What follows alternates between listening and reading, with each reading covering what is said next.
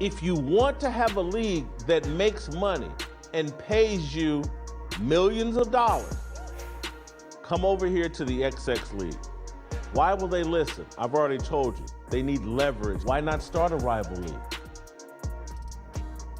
And now, there's two ways to do it. You could have a rival league that operates during the summer up against the WNBA, or you could have a rival league that starts now. These women already, half the WNBA right now is overseas playing in some foreign league right now because they don't make enough money during the WNBA season.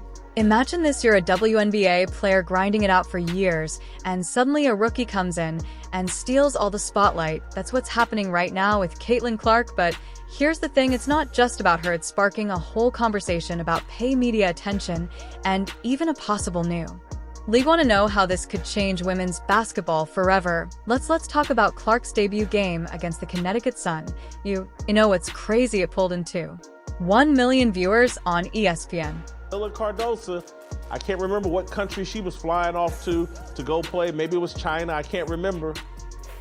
But you think Camila wouldn't say, oh, I don't have to leave the country and I can play basketball and I can get paid and I can play against other women only? I'm going to tell you who's going to do this. Saudi Arabia. Play in the XX League, where Caitlin Clark and that league will draw a better audience, more people in the seats than the WNBA, and I don't have to be a tool for politics. That's the most watched WNBA game ever on the network. Insane, right? But that's not all the whole league is feeling. The Clark effect. Attendance is up 14% in just the first week of the season. EV ratings are through the roof. It's like Clark showed up and flipped a switch on the WNBA now. You might think all this attention is great for the league, but is it really? You might be surprised. There's a whole bunch of unexpected stuff happening behind the scenes, and trust me, it's not all smooth sailing. The spotlight on Clark is blinding, but it's casting some unexpected shadows. People running the NBA and the WNBA, they are idiots. They don't know how to maximize this Caitlin Clark gift. They don't know how to take advantage of this moment. Hey, we can do it. Or some foreign country is going to, they can see what I can see. Man, there's a lot of momentum behind Caitlin Clark and women's basketball. Adam Silver, Kathy Engelbert. Hey, you know what? America and Americans, they're so stupid. We'll go money whip a bunch of these women's basketball players and we'll start a rival league right there in America. Ever wonder why some veteran players seem less than thrilled about all this attention? It's not just jealousy, there's a bigger story unfolding in the WNBA locker rooms. Caitlin Clark's explosive entrance into the WNBA isn't just about record-breaking stats and sold-out games. It's sparking a conversation that's making waves across the league. You'd think everyone would be over the moon about the boost in viewership and ticket sales, right? Well, not so fast. Here's the thing, while Clark's success is undeniable, it's stirring up some serious tension behind the scenes. Veteran players, especially Black athletes who've been grinding for years, are feeling left in the shadows. It's like Clark showed up and suddenly the media forgot about everyone else. We have a gift here in Caitlin Clark. Again, and I don't know fully where Caitlin Clark stands. She may be a closeted feminist. We don't do things that protect our interests in our way. We play defense. We just try to conserve. We don't build anything. That's what's going to happen because American men of great wealth have so little vision and so small balls. We don't do bold things. That's not sitting well with a lot of players who've been the backbone of the WNBA for years. And it's not just about hurt feelings. This whole situation is shining a spotlight on some deep-rooted issues in the league. We're talking about race representation and who gets the media love. Some players are asking, why is all the attention on the new white player when we've got incredible Black athletes who've been killing it for years? But here's where it gets really interesting. The WNBA's fan base is changing since Clark joined the league. There's been a big jump in white viewers now. On the surface, more fans sounds great, right? But it's raising some eyebrows about the racial dynamics in the league. People are wondering if the shift is going to change the WNBA's identity. Now, don't get it twisted. This isn't about pitting players against each other. Even Clark herself is uncomfortable with how this is playing out.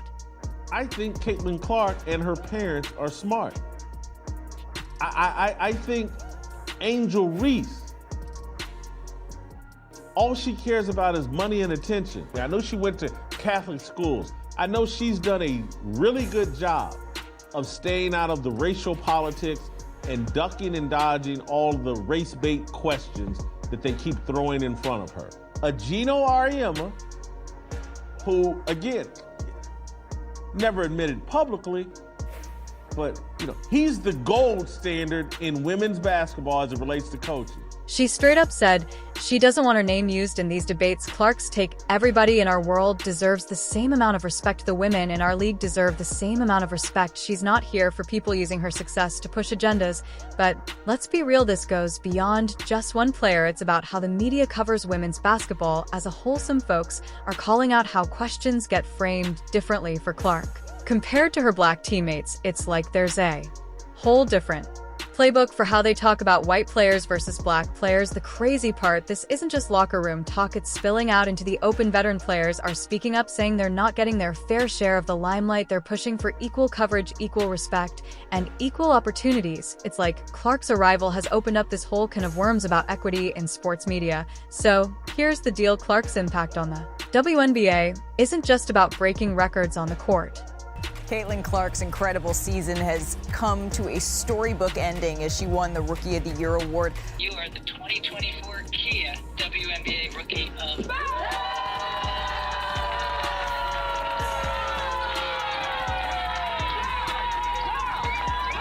Caitlin Clark's rookie season, it was a show. Her 769 points set a new rookie record, passing Hall of Famer Simone Augustus from her debut campaign. It's sparking a whole revolution off the court. We're seeing conversation about race representation and respect that have been simmering for years finally boiling over. It's messy, it's complicated, but it might just be the shakeup the league needs now. Here's where things get really wild. While everyone's talking about Clark changing the game, some folks are thinking bigger, like create a whole new league. You know how some WNBA players have to jet off to other countries just to make ends meet. That might be about to change in a massive way. Let's talk about the elephant in the room: money. The WNBA's got a problem, and it's all about the Benjamins. Picture this: you're a pro baller playing at the highest level in the States, but your paycheck's so small you've got to hop on a plane to Russia or China just to make a living wage. That's the reality for a ton of WNBA players right now. But here's where Caitlin Clark comes in. This rookie is not just breaking records on the court, she's breaking the internet. Caitlin Clark got all but one Rookie of the Year vote. She will not have the distinction of being a unanimous Rookie of the Year. Is it a big, I would tend to think Caitlin Clark doesn't care, but she probably does care a little bit. And a lot of people are celebrating that. They're excited. They stay strong, whoever it was that, kept it real and blah, blah, and denied her that distinction. Smashing TV ratings and making people see dollar signs.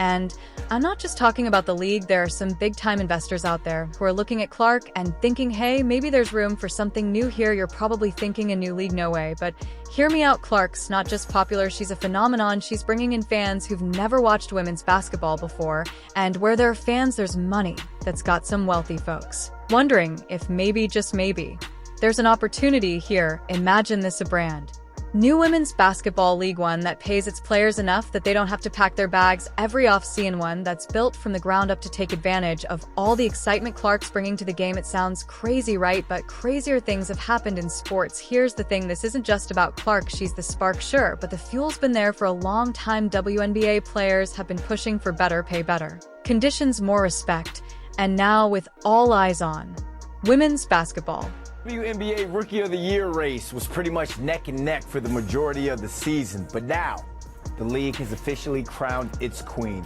Caitlin Clark is your 2024 WNBA Kia Rookie of the Year. My girl averaged 19.2 points a game, 5.7 rebounds, and led the league with 8.4 assists per game, and that made her the first rookie to ever lead the W in that category. And I mentioned the Rookie of the Year race being tight throughout the season, but she ended up with 66 votes from a national panel of 67 sports writers and broadcasters. Some people are thinking it might be time to throw out the old old playbook and start fresh. Now you might be wondering, why would anyone start a whole new league when the WNBA is already there? Well, it's all about the Benjamins, baby. A new league could offer bigger contracts, better marketing, maybe even a more player-friendly schedule. It could be a chance to fix all the things that have been holding women's basketball back.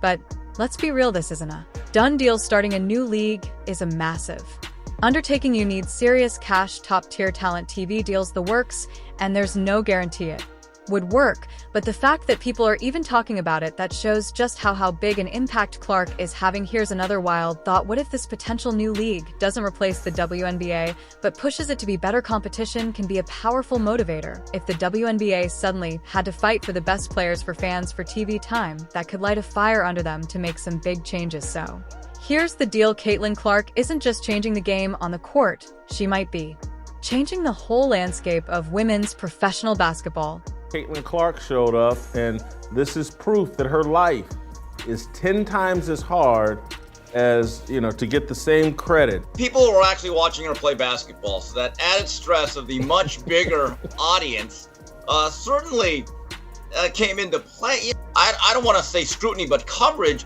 is another way of lowering the bar. And I'm going to say this again. This is a Confucius mantra.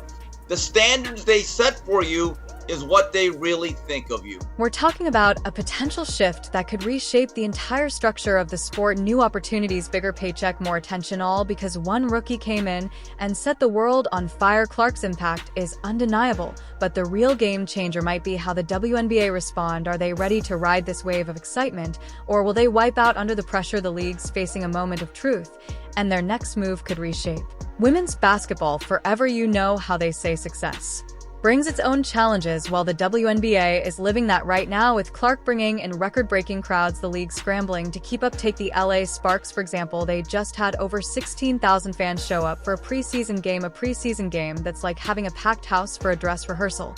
But here's where it gets juicy. The WNBA's top brass isn't just sitting back and watching, they're actually paying attention. WNBA Commissioner Kathy Engelbert's been talking about how pumped they're about Clark and the other rookie superstars. She's all about those rivalries and new fans. In her words, we're thrilled with Caitlin and the generational players that have come in now. You might think, great, they're excited.